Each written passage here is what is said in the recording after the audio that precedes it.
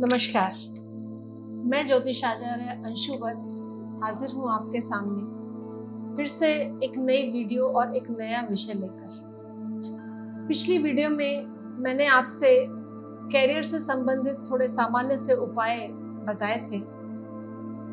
इस बार भी मेरा एक बहुत ही अहम विषय है और वो है मैरिज यानी कि विवाह, जो कि बहुत ही ज्वलंत और अहम विषय है। और जैसा कि आजकल हम देख पा रहे हैं कि आजकल हमारे समाज में असफल विवाह की और लेट विवाह होने की ये समस्याएं बहुत ज़्यादा बढ़ती जा रही हैं। अब इसके फैक्टर्स ज्योतिषीय फैक्टर के अलावा और भी बहुत हैं। ये समय के अनुसार बदलते रहते हैं। जो मैंने बहुत ही मुख्य कारण महसूस किए हैं वो आज मैं आपसे शेयर करने जा रही हूँ। जो सबसे पहला कारण मैं आजकल देख रही हूँ वो है एज, कि बच्चे आजकल कैरियर को लेकर के इतने ज़्यादा मशगूल हो जाते हैं और उसे इतना अहम मान लेते हैं कि विवाह पे गौर ही नहीं करते। उनका एक हमेशा सोचना रहता है कि पहले हम अपने कैरियर में सेटल हो जाएं तब शादी करेंगे, और कई बार कैरियर बहुत वक्त लग जाता है सेटल होने में और इसी कारण से वो विवाह में भी देरी हो जाती है, जिसके कारण तुम्हें पता है कि क्या समस्या आती है। समस्या यही आती है कि जब इतनी ज़्यादा एज हो जाती है तो सामंजस्य बिठाना बहुत मुश्किल हो जाता है। एक दूसरे की आदतें इतनी स्ट्रांग हो चुकी होती हैं कि एक दूसरे को बर्दाश्त करना और एक दूसरे की आदतों में मिक्सअप होना बड़ा मुश्किल हो जाता है। जैसे कि हम सभी जानते हैं कि एक परिपक्व और बड़े पेड़ को यदि हम एक स्थान से दूसरे स्थान पे लगाएंगे तो बड़ा मुश्किल हो जाएगा कि वह पेड़ पनपे। तो हमेशा यही होता है कि एक पौधे को ही एक स्थान से दूसरे स्थान पे लगाया जाता है। तो देखो, हर किसी चीज का एक साइंटिफिक एक मुख्य कारण है, तभी एक आयु निर्धारित की गई है विवाह के लिए। होता क्या है कि कैरियर से हम इतने ज्यादा परेशान होते हैं कि हम मैरिज को बिल्कुल इम्पोर्टेंस नहीं देते, लेकिन जब एक बारी समय ऐसा आ जाता है कि हमें इस चीज की भी आवश्यकता होती है, हमें लगता है कि काश हमारा भी एक लाइफ पार्टनर होता और हम भी उसके साथ अपना सुख दुख शेयर करते, या हमारे भी संतान होती, घर में खुशियाँ होती, तब जाके वो विवाह की सोचता है। और फिर विवाह में फिर वही आप समझ सकते हैं कि फिर वही दिक्कतें आती हैं, एक दूसरे के साथ एडजस्टमेंट में प्रॉब्लम हो जाती है। तो ये मैं एक बहुत ही मेन फैक्टर मैं देख रही हूँ। दूसरा क्या है कि आजकल एक दूसरे के मतलब आचार विचार इतना बदल रहे हैं कि बच्चों के अंदर से समर्पण की भावना ही खत्म हो गई है। जब विवाह हो जाता है उसके बाद भी वो दोनों ही एक दूसरे के प्रति समर्पण कर ही नहीं पाते, और जब तक समर्पण नहीं होता तो कोई भी रिश्ता आसानी से फलता फूलता नहीं है। तो बहुत ही आवश्यक है कि हमें समर्पण कर देना चाहिए जब हमारा विवाह हो जाता है। आगे और बहुत सारे फैक्टर्स हैं। ईगो प्रॉब्लम है। ईगो इतनी बढ़ जाती है विवाह के बाद कि ज़रा छोटी छोटी गलतियों पे ही हम इतना बड़ा इशू बना लेते हैं कि गलती इसकी है, मैं क्यों झुकूं, या दोनों एक दूसरे की गलतियां निकालते रहते हैं। तो ये ईगो प्रॉब्लम भी एक बहुत ही मेन विषय है, जबकि लाइफ पार्टनर्स में इस तरह की ईगो की कोई आवश्यकता नहीं है, कोई जगह नहीं है, और ईगो तो होनी ही नहीं चाहिए। आगे कई बारी मैंने देखा है कि बच्चों का भी फोकस होता है और माता पिता का भी होता है कि मेरा बच्चा इंजीनियर है, बीटेक किए हुए है, तो मुझे बीटेक लड़की ही चाहिए, या डॉक्टर है तो डॉक्टर लड़की ही चाहिए, या बहुत सारे ऐसे प्रोफेशन हैं जिसमें कई बारी माता पिता सोचते हैं कि मुझे जो बच्चे के लिए लाइफ पार्टनर चाहिए वो सेम ही प्रोफेशन का चाहिए। इस विषय के कारण भी बहुत सारे मैरिजेस लेट भी हो जाती हैं और असफल भी होते हुए मैंने देखा है कि जब प्रोफेशन एक ही होता है तो दोनों की जिम्मेदारियां भी एक ही तरह की होती हैं और दोनों उस तरह से जिम्मेदारियां निभा ही नहीं पाते जितनी कि आपके परिवार को आवश्यकता होती है। तो मुझे ये भी मुद्दा समझ नहीं आता है कि ये विचार पेरेंट्स या बच्चे क्यों रखते हैं कि हमें सेम प्रोफेशन का ही लाइफ पार्टनर चाहिए। लाइफ पार्टनर के साथ आपकी कंपैटिबिलिटी इम्पॉर्टेंट है, उसका प्रोफेशन कुछ और भी हो सकता है, उसका विषय कुछ और हो सकता है, ये ज़रूरी नहीं है। अब सेम ही तरीके से सोचेंगे तो लाइफ के बहुत सारे फील्ड्स होते हैं जिसमें कई बारी आपकी डिफरेंट सोच भी मायने रखती है और डिफरेंट एंगल से काम करने के तरीके भी वर्क करते हैं। तो ये भी एक सोचने का विषय है कि हमें माता पिता को और बच्चों को सबको ये चीज़ नहीं सोचनी चाहिए कि प्रोफेशन एक ही हो हस्बैंड वाइफ का। तो ये तो कई बार हमारे सोच के विषय हो जाते हैं। एक मुख्य कारण मैं जो देख रही हूँ वो उससे थोड़ा सा हमें अलग होना भी बड़ा मुश्किल सा है।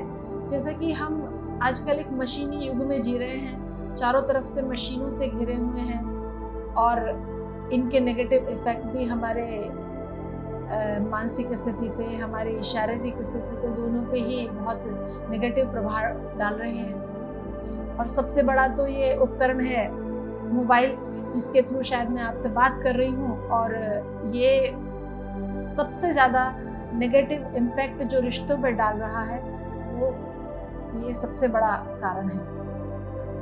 इसमें एक बार इंसान खो जाता है तो बिल्कुल आसपास की किसी भी और स्थिति पे ध्यान ही नहीं दे पाता। देखो, लाइफ पार्टनर है तो वो भी एक आपका इम्पॉर्टेंट पार्ट है जिसमें कई बारी आपको इन सब चीज़ों से अलग होकर उस रिश्ते को भी समय देना होता है। और मोबाइल में ये सब चीज़ें इतनी अट्रैक्टिव चीज़ें आती हैं और भी लोग हैं जो शामिल हो जाते हैं जिसके कारण आपका माइंड डाइवर्ट होता है और आप अपने लाइफ पार्टनर से माइंड हटा के कहीं और भी डाइवर्ट हो जाता है। तो हमें इस उपकरण से भी थोड़ा सा अपने आप को डिस्कनेक्ट करके रखना चाहिए। इसकी वजह से हमारी सारी क्रिएटिविटी, सोचने की शक्ति और बहुत सारे लाइफ के जो मसले हैं उन पे हमारे सोचने की शक्ति खत्म होती जा रही है।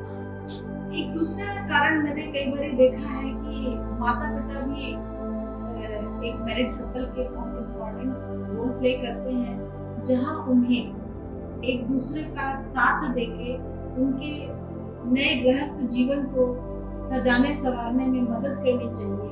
वहाँ कई बार वो उनकी ईगो को बढ़ावा देते हैं। लड़के के माता पिता लड़की की गलती होने पर लड़के को बढ़ावा देते हैं कि गलती उसी की है, तुम्हें झुकने की जरूरत नहीं है, और लड़की के माता पिता इसी तरह से उसको सलाह देते हैं, जिसकी वजह से समस्या इतनी बढ़ जाती है कि टूटने के कगार पे परिस्थितियां बन जाती हैं। तो ये लाइफ के बहुत ही बड़े और मुख्य कारण हैं।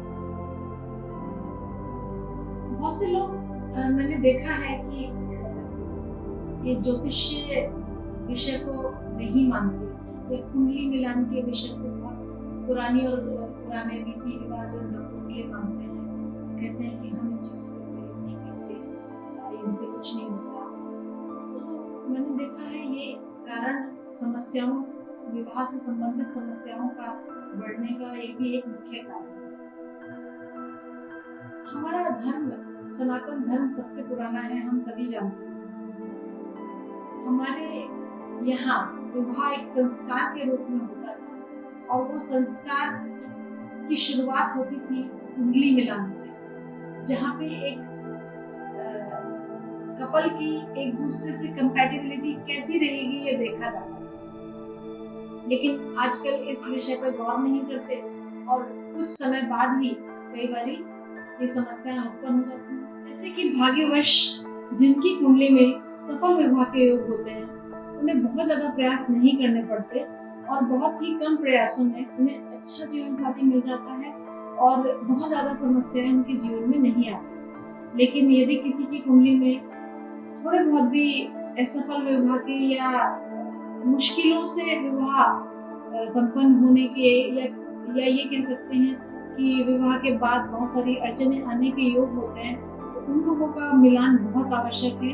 उन लोगों को अपने लाइफ पार्टनर से उनकी कंपैटिबिलिटी बहुत ज़रूरी है और उनको कुंडली मिलान की आवश्यकता पड़ती है।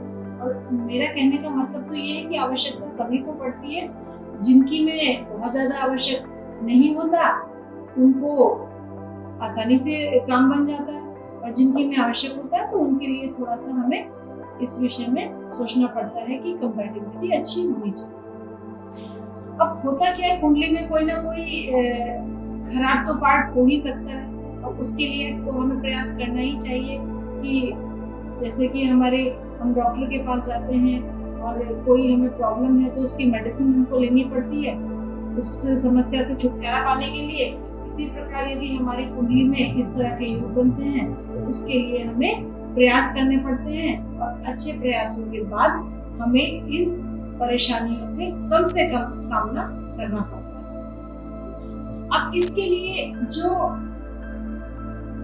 नॉर्मली हम क्या उपाय कर सकते हैं, तो होता क्या है कि हर किसी की यदि कुंडली देखी जाए तो सबकी सप्तम भाव का स्वामी कोई भी हो सकता है, लेकिन हर किसी की कुंडली में जो कारक ग्रह है, विवाह का कारक ग्रह है, वो होता है शुक्र। और यदि हमारे विवाह होने में समस्या आ रही है या विवाह होने के पश्चात किसी भी प्रकार की समस्या आ रही है, तो हो सकता है कि हमारी कुंडली में शुक्र ग्रह कमजोर हो, कंबस्ट हो, वक्री हो, नीच का हो, या कोई भी समस्या आ सकती है। तो उस ग्रह को हमें स्ट्रॉन्ग करने के लिए थोड़े से उपायों की आवश्यकता होती है, जिन्हें हम थोड़े से अपने जीवन में परिवर्तन करके उन उपायों को हम आसानी से कर सकते हैं। जैसे शुक्र ग्रह को थोड़ा स्ट्रॉन्ग करने के लिए हमें नॉर्मली क्या करना चाहिए।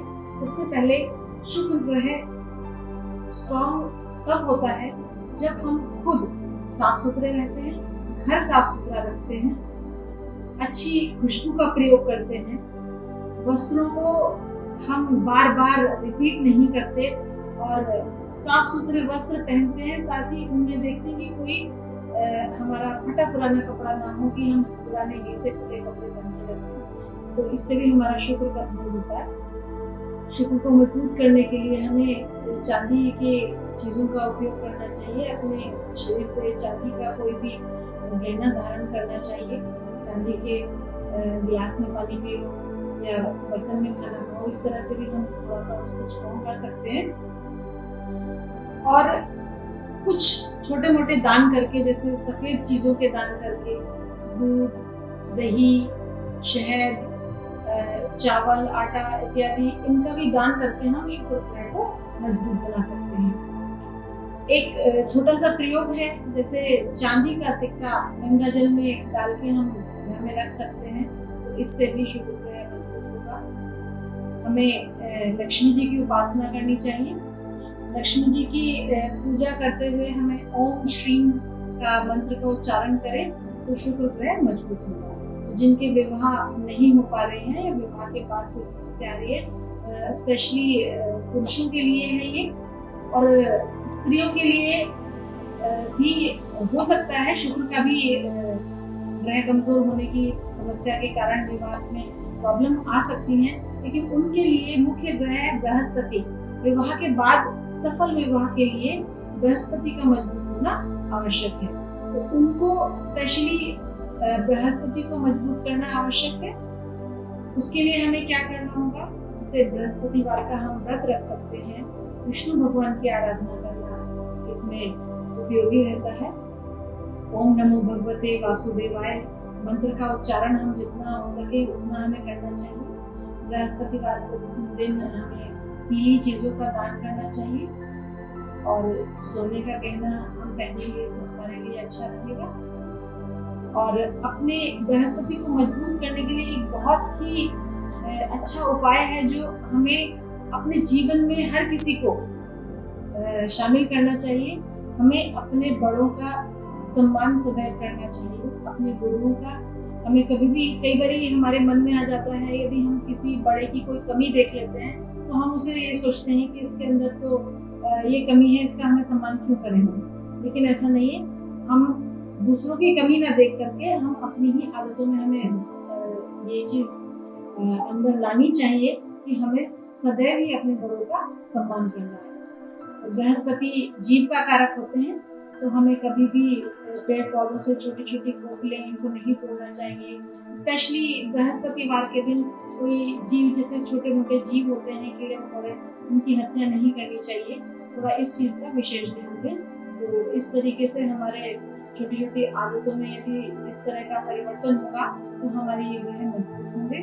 और इसके बाद भी आपके जीवन में ज़्यादा कष्ट आ रहे हैं विवाह से संबंधित, तो आप जरूर किसी अच्छे एस्ट्रोलॉजर से संपर्क करें और बिना कुंडली मिलान के विवाह ना करें। ये मेरी सलाह है आप सभी को। आगे सफल विवाह के लिए एक ये मुख्य उपाय है जो हमें करना चाहिए। इसी के साथ ही मैं समाप्त करती हूँ। अगली बार फिर एक नया विषय लेकर आऊंगी। नमस्कार।